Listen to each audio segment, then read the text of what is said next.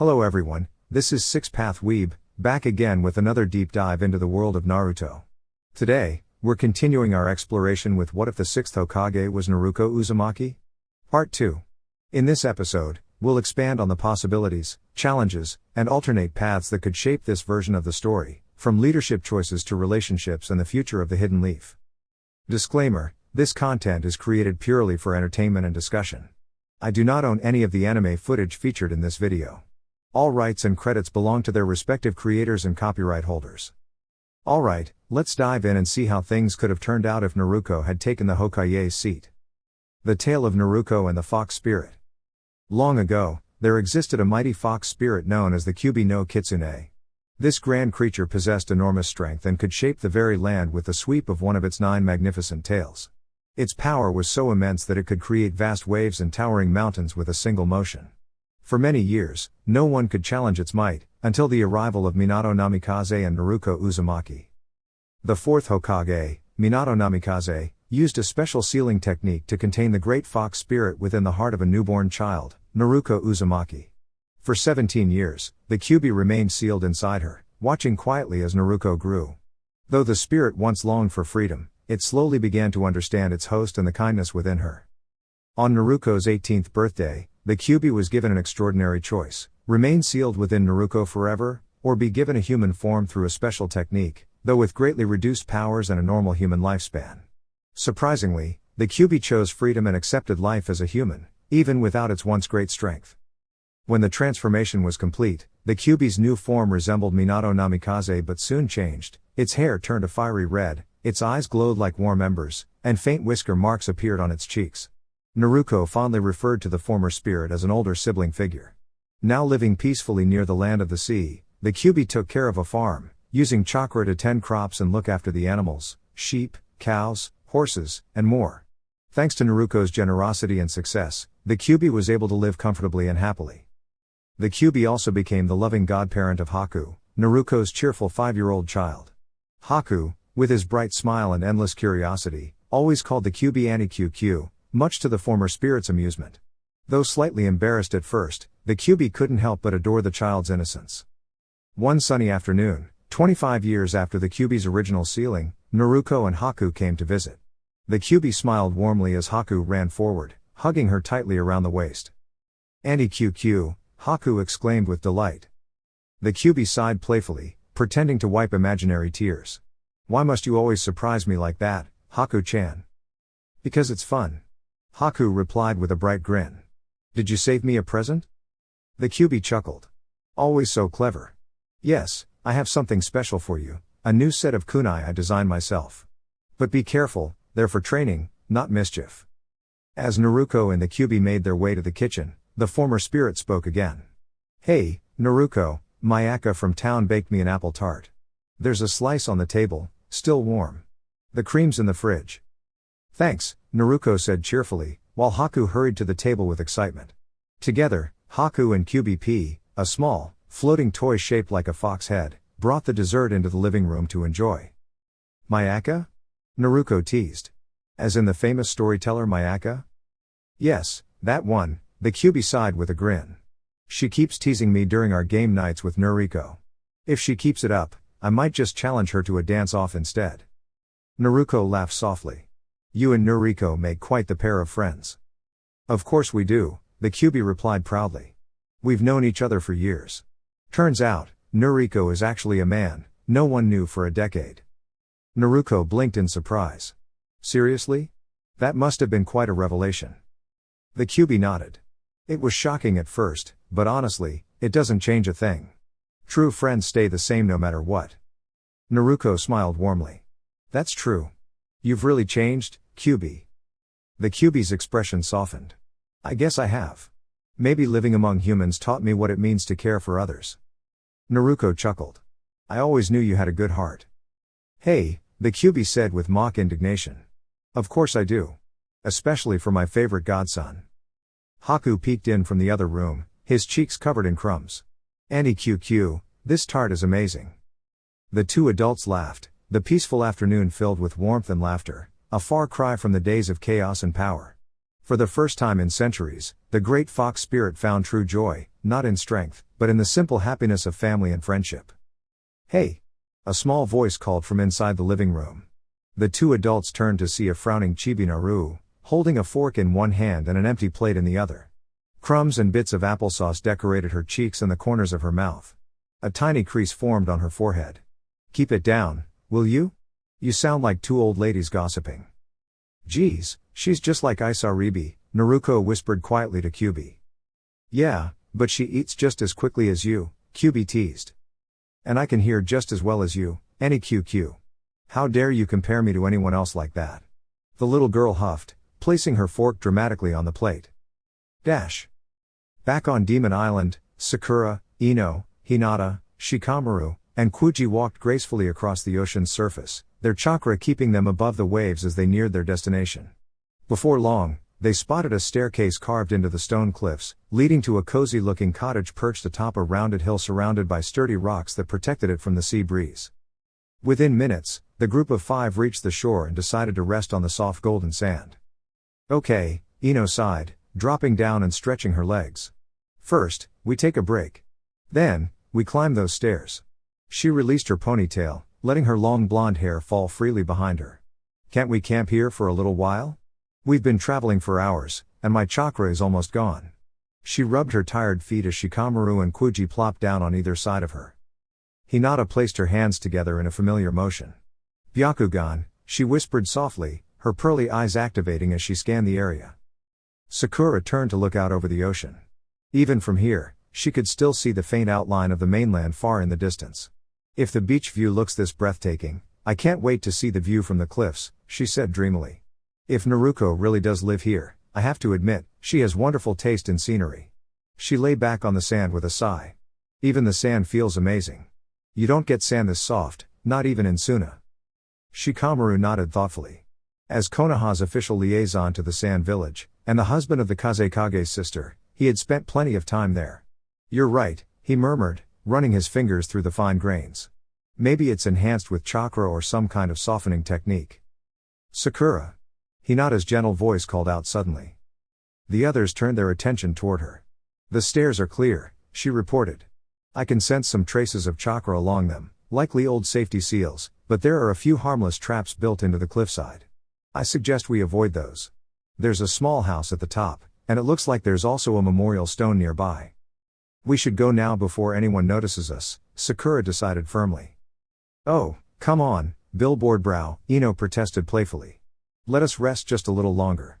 Not all of us have your legendary stamina." Sakura sighed but smiled at her friend's tone. "Fine," she said, pressing her thumb to her mouth and performing a quick series of hand signs. Summoning jutsu.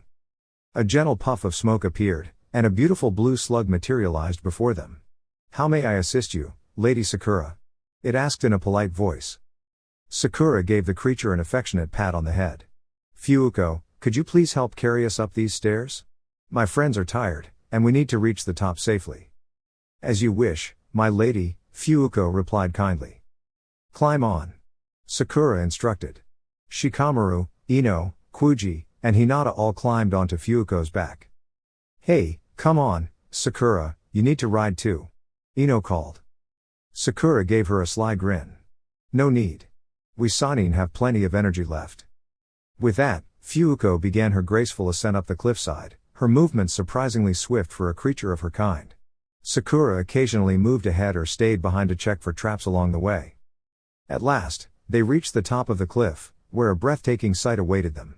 A vast field of colorful flowers surrounded a quaint, charming cottage that seemed to belong in a storybook. The blossoms shimmered softly under the warm glow of the setting sun. Closer to the edge of the field stood a stone marker, the memorial Hinata had mentioned earlier. "If there's a name written on that stone, we'll know who lives, or once lived, here," Hinata observed quietly. Sakura and Hinata walked toward it, followed by Shikamaru and Kuji. None of them noticed Ino momentarily lost in admiration of the floral wonder around her. "If I ever find the person who grew these," she murmured dreamily, "I'm hiring them for my shop." Ever since her parents had retired to the tea country, Ino and her husband Sai had been running the family flower shop together. Sai, once a member of the Root Division, had long since left his solitary life behind. Between his artistic work and helping Ino with the shop, He had become a man deeply devoted to both his craft and his family. Ino. Sakura called back, breaking her friend's reverie. Yeah, billboard brow? Ino replied playfully, jogging over. You'd better come look at this. Ino stepped closer to the stone marker and froze when she saw the name delicately carved into its smooth surface. The first name belonged to an old friend. And the surname matched the very person they had come seeking to become Konoha's next Hokage. Isaribi Uzumaki. Born, July 3rd, 3rd BK passed on, May 11th, 23rd AK beloved wife. Cherished mother. Guardian of the sea. Beneath the inscription lay the imprint of a small but powerful Rasengan, clearly Naruko's handiwork. The precision of the carving suggested it had been made with a smaller Rasengan, skillfully controlled. Elegant images of white foxes and whales were engraved across the surface of the headstone, their forms almost seeming to move in the fading light. Isaribi. Is gone? Ino asked softly, a tear slipping down her cheek. Isaribi Uzumaki? Shikamaru murmured thoughtfully. Could it be that? Wait. Naruko married Isaribi? When did that happen? Sakura asked, her eyes wide with surprise. Remember what the villagers mentioned, Shikamaru replied, glancing toward the mainland. They said that 5 years ago, on November 5th, there were fireworks shaped like foxes. Then again in February that followed. My guess is that November marked their wedding celebration. What puzzles me, Kuji added, scratching his head, is that part about her being a devoted mother. Does that mean they had a child? His expression shifted as realization dawned. The child they had once seen with Naruko wasn't a disguise or illusion, that really had been Naruko's own child. Wow. Naruko's a mother. She started a family before any of us did. Ino brushed her hand gently across the stone, smoothing the surface. Well, after everything they both went through, they truly deserve some happiness, she said softly. And now, at least the village council will be pleased, the 6th Hokage has an heir. The group fell quiet for a moment, the sun setting in soft orange and gold hues behind them. Yet among them, 2 young women felt a deeper ache. Their brave and kind-hearted friend, the one they had admired and waited for, had found love and family elsewhere. So that means the child might have inherited some of the Kyuubi's strength, Shikamaru guessed as twilight deepened. Kuji spoke again, breaking the silence. Do you think Naruko would mind if we stayed at her home for the night? 1 week later, Konohagakure. In the Hokage's office, Tsunade, the 5th Hokage, nearly fell from her chair when she read the report from Lee and Shikamaru. The entire council was equally stunned. Kakashi, who had come to give his own report, dropped his book in astonishment, while Shizune froze mid-step. Even Irika's expression turned from surprise to joy. Naruko's a mother? They all exclaimed together, startling the 2 shinobi delivering the report. Why yes, Hokage-sama, Shikamaru replied, a bit nervously. Tsunade stood abruptly, causing the room to tense. She reached into her desk drawer and pulled out a large bottle of sake, her expression softening into a teary smile. So, our little Naruko has grown up. She's a wife and a mother now. I'm so proud, she said warmly. Hokage-sama, Lee began carefully, his tone uncertain. What is it, Lee? Tsunade asked, arching an eyebrow. Shikamaru sighed before stepping forward. Hokage-sama. Naruko is currently a widow. The cork popped off the bottle as Tsunade froze, her eyes wide in disbelief. We found the memorial stone, Shikamaru explained gently. That's how we learned about everything. The dates engraved there seemed to use a system related to the Kyuubi attack, BK meaning before Kyuubi, and AK meaning after. Isaribi passed away 2 years ago. Since then, Naruko has been traveling with her child, returning only on special days, Mother's Day, her birthday, Isaribi's birthday, their wedding anniversary, and the child's birthday. Tsunade sat back slowly, her expression filled with sorrow. That poor girl, she whispered. After everything she's endured. She still carries so much responsibility on her shoulders. Shizune placed a comforting hand on her shoulder. Naruko has always been stronger than most, Tsunade-sama. She'll keep going, for her child's sake. Hyashi, who had remained quiet until now, finally spoke. Do we know the child's name? Lee shook his head. We don't. All we know is that Naruko affectionately calls the child Chibaime. Iruka smiled softly. That sounds like her. Always choosing something endearing and full of heart. Homura adjusted his glasses thoughtfully. Given this situation, do you believe Uzumaki will return to the village? She might wish to protect her child from the harsh words of those who still misunderstand her. That's very possible, Kakashi agreed. Even when Naruko was young, she always wanted to shield others from unkindness. She'd never allow her child to experience the same struggles she once faced. Tsunade rested her hands on her desk, her voice firm yet caring. Naruko needs to come home. I can't continue this role much longer, and she's the only one I trust to take it on. That child deserves a safe and loving environment. As the Hokage, and as someone who cares for her deeply, I'm ordering our teams to find Naruko and bring her home safely. Shizune leaned toward Iruka and whispered with a small smile, if Naruko had been older years ago, she probably would have handled all this responsibility just as gracefully as she does now. I heard that, Shizune, Tsunade said with a faint grin, her tone lightening the mood. Bye-bye, Annie QQ. Haku called cheerfully from atop his father's shoulders. Kyubi's crimson eyebrow twitched in mild irritation. You're lucky you're my favorite godchild. She replied, feigning sternness. I'm your only godchild. Haku called back with a laugh as they walked farther away from the cozy farmhouse where Kyubi had hosted them for 3 peaceful weeks. Father, can we stay home for a while? Mother is probably lonely, Haku said softly, looking into his parents' eyes. Naruko smiled warmly, her bright blue eyes glimmering. I'm sure your mother will be delighted to have us back. We'll stay there for a while, and you can attend school on the mainland. I'll help you travel there every morning with my flash step technique, and bring you back home when your classes end. How does that sound? She asked kindly, her whisker-marked cheeks lifting in amusement. That sounds wonderful, To-san, Haku replied, then looked toward the misty outline of Demon Island as they descended the hill. But, does anyone else live in our cottage while we're away? No, why do you ask? Naruko asked curiously. Because someone seems to have lit the fireplace. There's smoke rising from the vents on the other side of the island, Haku explained. Naruko's expression shifted with concern as she turned toward the island. Sure enough, a trail of gentle smoke rose into the sky above their cottage. That's unusual, she murmured thoughtfully. Haku, please go stay with Auntie QQ for a while. I'll check on the house and find out what's happening. Tell Auntie QQ not to worry, alright? Haku hesitated, then nodded. Please be careful, To-san. Within minutes, Haku was safely back at Kyubi's home. Kyubi peeked out the door and ushered the little one inside, making sure Haku was comfortable before turning her attention toward the distant island with curiosity. Meanwhile, Naruko stood still for a moment, focusing her energy. Then, she activated one of her own unique techniques, Flash Step. This advanced movement technique required no hand signs and was a perfect exercise in chakra precision. Without the influence of Kyubi's energy, Naruko's control had improved immensely, allowing her to use her chakra more efficiently and gracefully. Flash Step enabled her to move at astonishing speeds, almost as fast as light itself, gliding effortlessly even across the water's surface. As she moved, people in the nearby town felt a powerful gust of wind sweep past them, though it carried not a feeling of danger but rather one of deep determination and purpose. On the mainland, Sai, Kurenai, and Yamato immediately sensed the familiar chakra signature darting toward the ocean. That was. Yamato began, eyes wide. Lady Naruko, Kurenai finished, her voice filled with realization. We should reach the island quickly, Sai added calmly, and the three immediately set out together.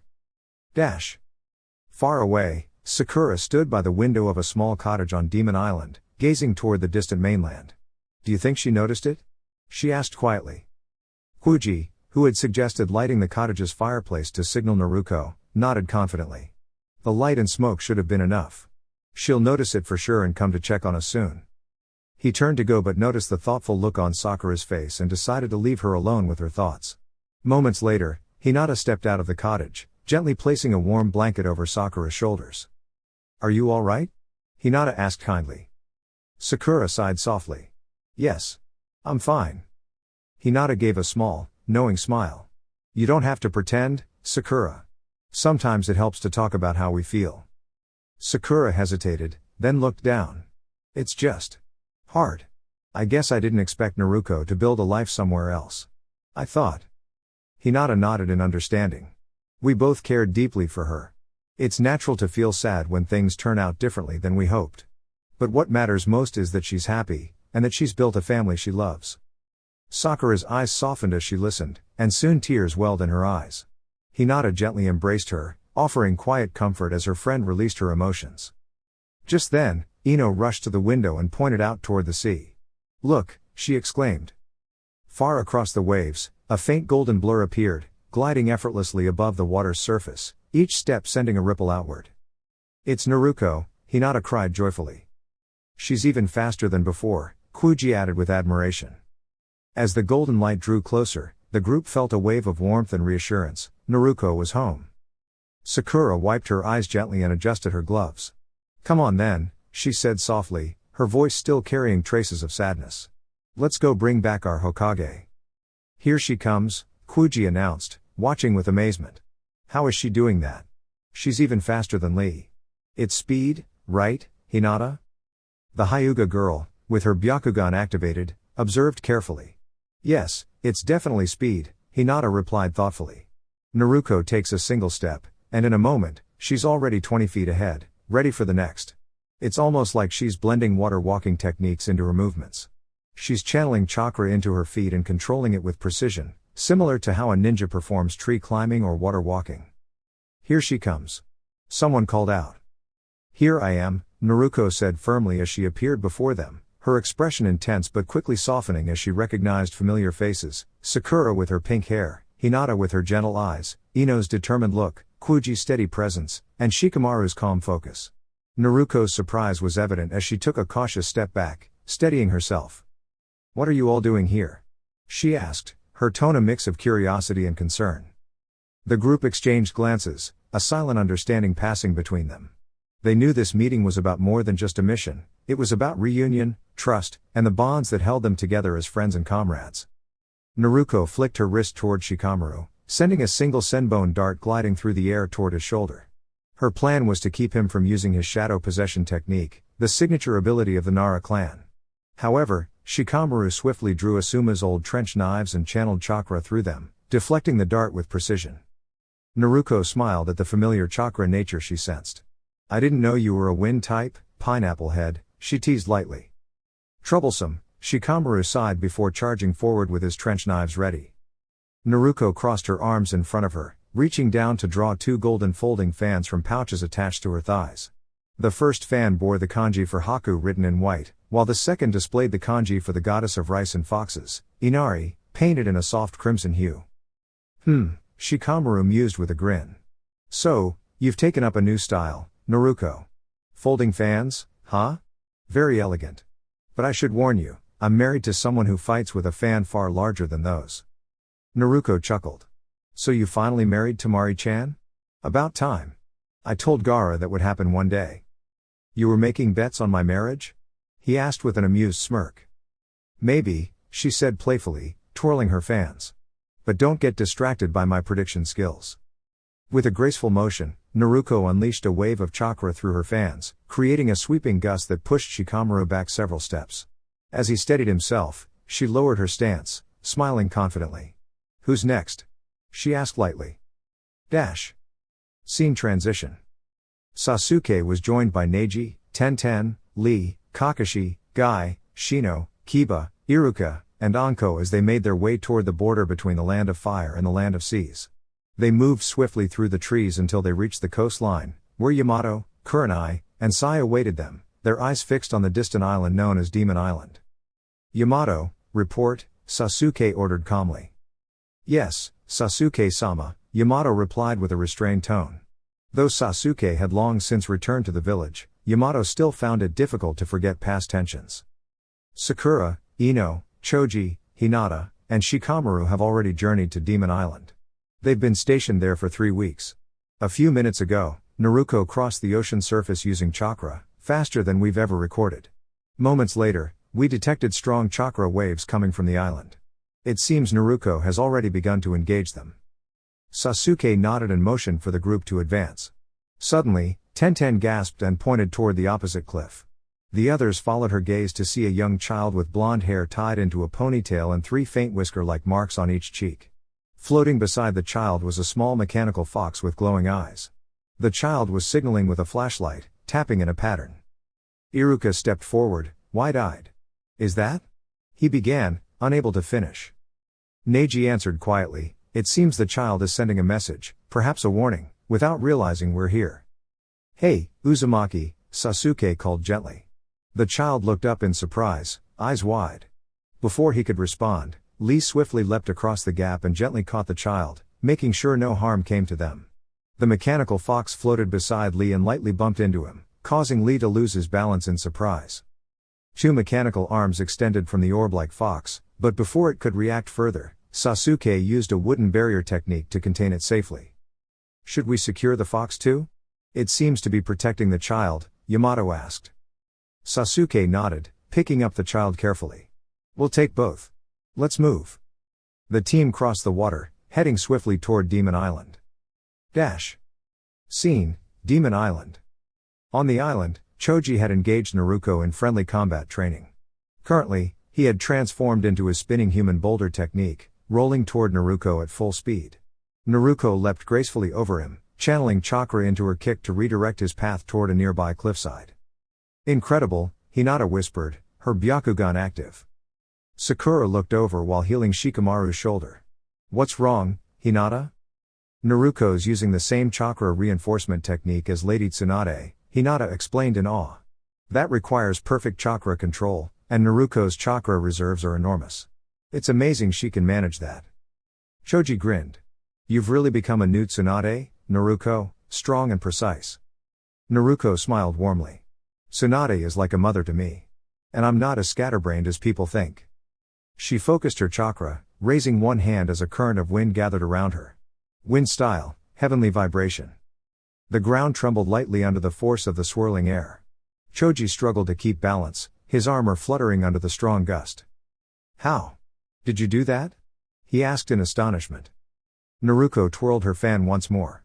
Think of it as an advanced version of the wind style, Rasen Shuriken, focused purely on elemental control before shaping it. I call it the Sky King element. Pretty creative, right?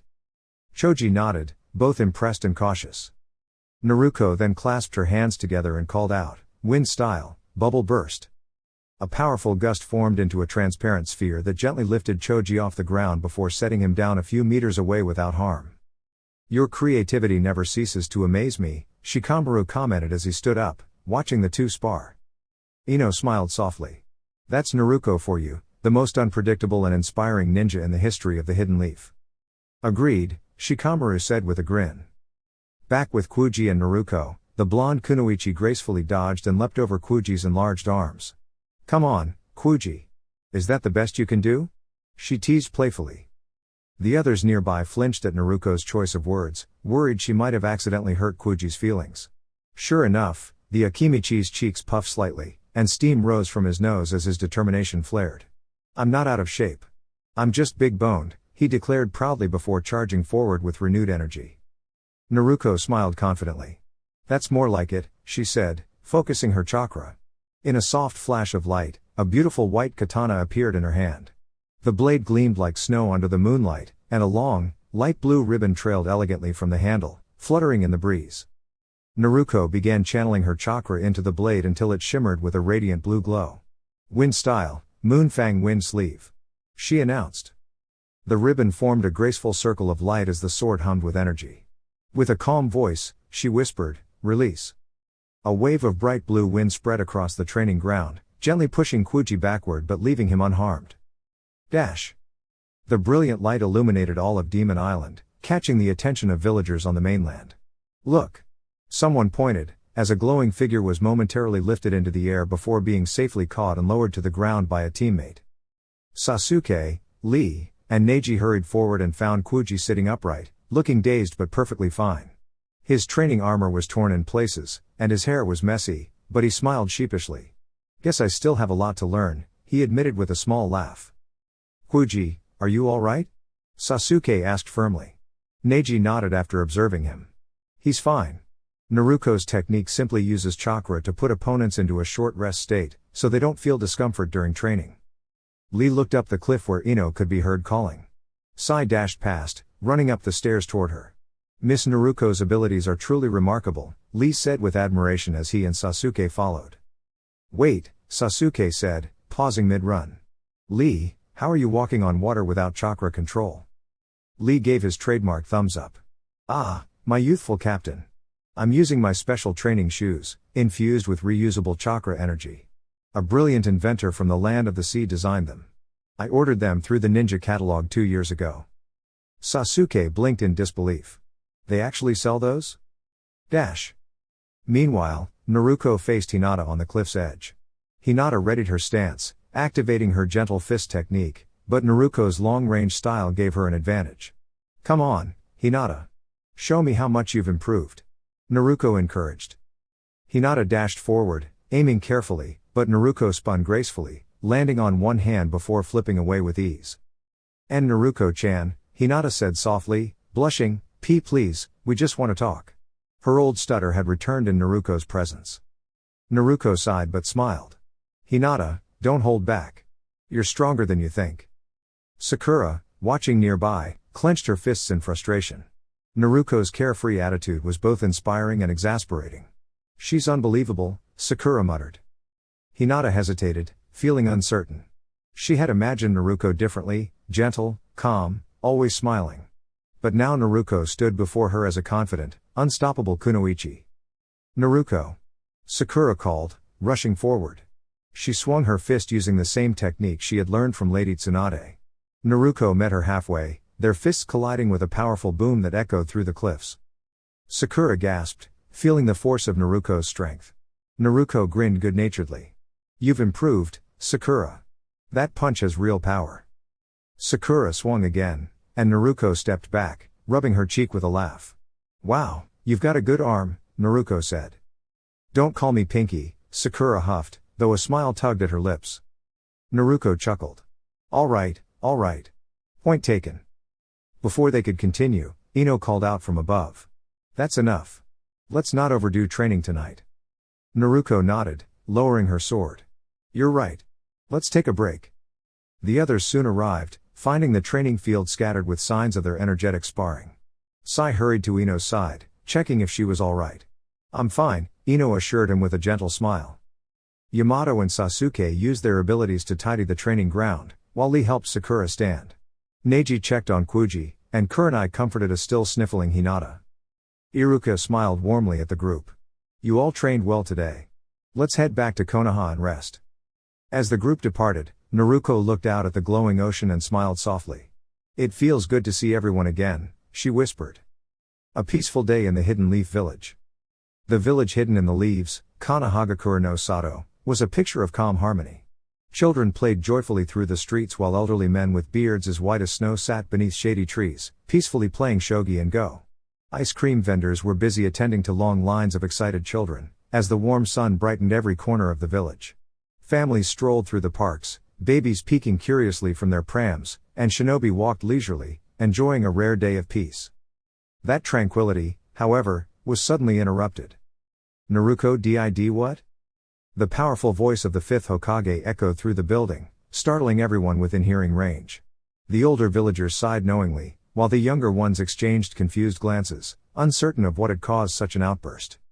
Inside the Hokage's office, several young ninjas stood nervously before Lady Tsunade. Ino, a bandaged Sakura, a trembling Hinata, and a rather worn-out Shikamaru all flinched under the Hokage's intense stare. Reports had to be made, and the council was in attendance to hear every detail. Hyashi Hyuga placed a comforting hand on Hinata's shoulder as Shizune tended to Choji, who was still recovering from the incident. A murmur of concern spread among the civilians present. One of the council members spoke in frustration. And you expect her to become Hokage after all this? Look what she did to 5 of our best Jonin. Tsunade's golden eyes narrowed warningly, silencing the speaker. She turned her attention back to the young ninja. So, you're saying she used chakra techniques with each hand as if they were spinning yo-yos? Then followed that up with sword play? Sakura nodded quickly. Yes, Lady Tsunade. Kenten-san examined the weapon, nothing extraordinary about it except its high chakra conductivity. The Hokage tapped her chin thoughtfully. Impressive. She's powerful and clever. Using strategy to distract Shikamaru, testing Choji's endurance, adapting Hinata's defense, and even turning my own techniques against my successors. I doubt many could have handled her combined creativity and strength. You're fortunate it ended as well as it did. Council members exchanged uneasy glances. Homura leaned toward Koharu, who had just entered the room. And the child? Koharu smiled kindly. Such a charming little one. Very persuasive, actually. Hyashi raised an eyebrow. Persuasive? The elderly woman chuckled softly. Yes. She used something she called the puppy eyes jutsu. Somehow, I ended up buying her an entire crate of Pocky snacks. Iruka blinked in surprise. Pocky? I would have expected her favorite to be ramen. Koharu shook her head. Surprisingly, she said she dislikes ramen, and that her father feels the same. Iruka gasped playfully. Naruko Uzumaki hating ramen? Either that's someone else entirely, or the world just turned upside down. Tsunade folded her arms. Did you at least get her name? Koharu nodded. She said her full name is Naruko Haku Uzumaki too. Her friends and family call her Haku, but strangers must address her as Naruko, or Chibi Naru when her father is present, to avoid confusion. Tsunade tilted her head in curiosity. Haku? Sakura, does that name sound familiar? Sakura's expression softened. Yes, Lady Tsunade. It does. Quietly, she explained to those present about their first C-rank mission in the Land of Waves, and about Haku, the kind-hearted youth they once met. Haku had taught Naruko an important lesson about compassion and strength. It was only natural that Naruko would name her child after someone who had inspired her deeply. Anko leaned against Iruka with a grin. Aw, that's adorable. Just imagine, 3 little Narukos running around someday. The room filled with laughter, though Shikamaru sighed dramatically. We might want to reinforce the village gates first. Iruka chuckled. Better safe than sorry. Tsunade cleared her throat, regaining everyone's attention. Koharu, did you learn anything else? The elder advisor shook her head. Only that she's quite clever. She said she'd start shouting in the streets if she ever felt uncomfortable around strangers. Several women in the room giggled at that. Just like Naruko, Tsunade murmured fondly. The Aburame clan had adjusted his glasses thoughtfully. Lady Hokage, are you certain Naruko will even accept the role of Hokage someday? From what we've seen, she's motivated by protecting others, not by titles. And I would never wish to see anyone pressured into something against their will, especially a child. This village stands for honor and kindness, not manipulation. Tsunade smiled faintly at that, her gaze drifting toward a framed photograph on her desk, a picture of young Naruko grinning widely in her bright orange outfit beside Tsunade and Tonton. The energy and hope in that photo reminded her of what it meant to believe in someone. Then suddenly, an idea sparked in her mind. Her eyes gleamed mischievously, and the corners of her lips curled into a playful grin. Everyone in the room froze, recognizing the familiar expression of their Hokage when inspiration struck. Council, she said at last, tapping her desk, I think I have a plan. Naruko's unexpected reunion. Naruko slowly opened her eyes, blinking at the bright white ceiling of Konoha Hospital. Oh no, she sighed softly. I was hoping I wouldn't end up here again. Why did they have to bring me back so soon? A cheerful voice answered from beside her. Because they care too much, that's why. Naruko turned and smiled in surprise when she saw Haku sitting beside her, holding a small plush toy that looked like a tiny fox. A box of Pocky sticks sat next to him on the bed. Haku? How did you get here? Naruko asked gently. Did something happen at the farm? And how's Auntie QQ? Haku's expression turned a little sad. I'm sorry, Auntie QQ had some unexpected visitors. They were all trying to help, but things got confusing, and I got worried. I tried to find you, but before I knew it, I was brought here. Naruko wrapped her arms around him in a warm hug. It's okay, sweetheart, she murmured, patting his hair comfortingly. You did great. You're safe now, and that's all that matters. Just then, a voice from the doorway interrupted the quiet moment. Well. Looks like you've been busy, Naruko. Naruko turned and saw a group standing by the door, Kiba Inuzuka, Neji Hyuga, Tenten, Rock Lee, Shino Aburame, Shizune, Sai, and Sasuke Uchiha. Kiba grinned teasingly. Never thought you'd be the parent type, Naruko. Naruko gave him a playful smile. And I never thought you'd still be making jokes this early in the morning, Kiba. Sasuke raised an eyebrow, trying not to laugh. Still as lively as ever, I see. Naruko crossed her arms with a mischievous smirk. Of course. You didn't expect me to change that much, did you? Tenten stepped forward kindly.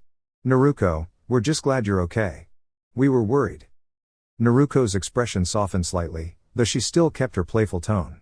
I appreciate that, Tenten. Really? It's just been a long day. Haku, ever the bright one, looked around and whispered, To-san, I think they're all here for a reunion. Everyone chuckled, the tension breaking. Naruko gave a light-hearted grin. Well, since everyone's here, I might as well do some quick introductions. She pointed at each of them with mock drama. Let's see. There's Ink Master Sai, Mr. Quiet Shino, Sparkle Eyes Neji, Energetic Lee, and our one and only drama king Sasuke. The group groaned and laughed at the same time. Even Sasuke couldn't help the small smile tugging at his lips. Haku giggled. You always come up with the funniest nicknames, To-san. Naruko winked. Just trying to keep the mood light, kiddo. Suddenly, a gentle yet firm voice came from behind them. And who exactly is teaching this child all your clever tricks, Naruko? Naruko turned around to see Lady Tsunade standing there, her golden hair glowing under the hospital lights. Naruko smiled warmly. Hello, Granny Tsunade. The Hokage crossed her arms but smiled affectionately. It's good to see you awake, Naruko. You always know how to make an entrance. Haku peeked from behind Naruko and waved shyly. Hi, Miss Tsunade. Tsunade's smile softened even more. Hello, little one. You must be Haku. You've got quite the brave spirit. Naruko placed a comforting hand on Haku's shoulder. We're just glad to be back home safely. Tsunade nodded. Then rest up. Konoha's always got room for one more story of courage, and one more reason to laugh. Naruko chuckled softly. I'll do my best, Granny. The room filled with warm laughter, the air lighter than it had been in days. For the first time in a long while, Naruko felt at peace. Hello, you old pretender. Naruko retorted, her bright blue eyes flashing. Any reason you decided to have me brought back to this place? Tsunade flinched slightly at the sharp tone the young woman used. Did Naruko even know what she was saying? The Hokage sighed softly and looked her over more carefully. She had to admit, Naruko had changed. Her hair, neatly tied in a high ponytail, shimmered with healthy gold. The red and black outfit she wore contrasted strikingly against her fair skin. The whisker-like marks on her cheeks had faded, appearing now as faint lines that seemed to tell a story of resilience rather than mischief. Why don't we continue this conversation in my office, Naruko? Tsunade suggested gently. People were starting to stare, and whispers began to ripple through the street as villagers noticed the familiar blonde standing in the heart of Konoha once again, after 10 long years away. No, Naruko said firmly, her voice edged with emotion. I want to know, right here and right now, why you had a group of shinobi track me down and bring me and my child back, even after I was banished from both Konoha and the Land of Fire. What are you planning, Lady Tsunade? Because, in case you've forgotten, I'm no longer a leaf shinobi, you can't command me anymore. Tsunade pressed her fingers to her forehead, exhaling in exasperation. Naruko had always been headstrong, but this was something else. Was she venting years of frustration, or simply trying to test Tsunade's patience? Probably both, Tsunade thought. Please, Naruko, she said evenly. Let's not cause a scene. Come to my office, and we'll discuss this calmly.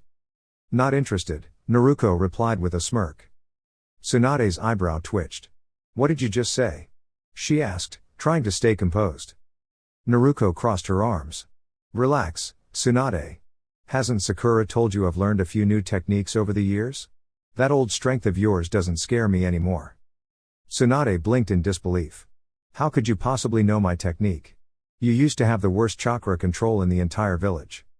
Naruko smiled faintly. Let's just say. Things have changed since the spirit of the nine-tailed fox left me. The crowd fell silent. Even the wind seemed to pause. Every ninja and civilian nearby turned to listen, their expressions filled with astonishment. Tsunade's eyes widened. What do you mean, Naruko? She asked carefully.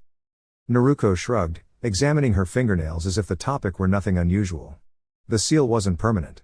After 18 years, the fox had a choice, to stay sealed forever or live as an ordinary being with limited power. Naturally, it chose freedom. It's living peacefully now, tending to a small farm far from here. Horses, cows, the quiet life, it's surprisingly fitting. The villagers exchanged uneasy glances, unsure how to process what they'd just heard. Oh, and before you worry, Naruko added lightly, the fox and I parted on good terms. It's loyal to me as a friend, nothing more. Kakashi and Sasuke, who had arrived moments earlier, stood frozen in shock. The strength Naruko displayed now wasn't borrowed, it was entirely her own. The thought alone was enough to make even the most seasoned ninja hesitate. Finally, Tsunade steadied herself. This was the moment she had prepared for. "Naruko Uzumaki," she began, "you asked why we brought you back. The Hidden Leaf Village, with the full authority of the Land of Fire, wishes to appoint you as the 6th Hokage." The crowd gasped. Tsunade could almost see Naruko grinning with excitement, just like she used to as a child when she declared she would one day become Hokage. But instead, Naruko's expression hardened. "Not a chance," she said calmly but firmly. The words echoed through the square, silencing every voice. For a long moment, no one moved. To hear Naruko, the girl who once dreamed so passionately of becoming Hokage, reject the title outright left the entire village stunned.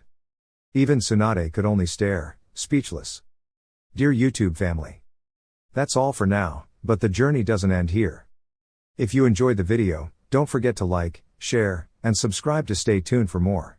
Your support keeps this channel alive and growing. Until next time. 6 Path Weeb.